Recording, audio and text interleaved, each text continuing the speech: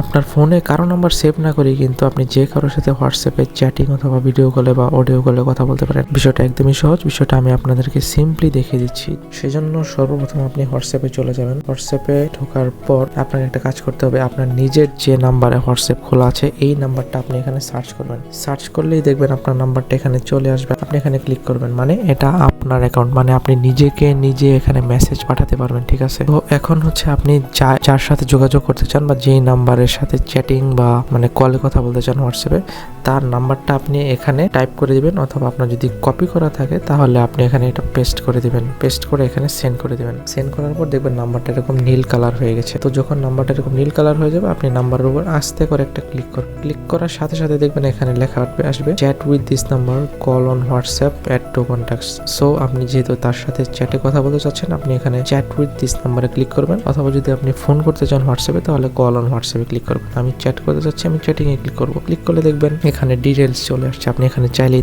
তার সাথে যোগাযোগ করতেছেন সেটা এখানে আপনি লিখে দিতে পারবেন। যদি ভালো লাগে ভিডিওটি শেয়ার করবেন, লাইক দিবেন এবং আপনাদের মতামত জানাবেন।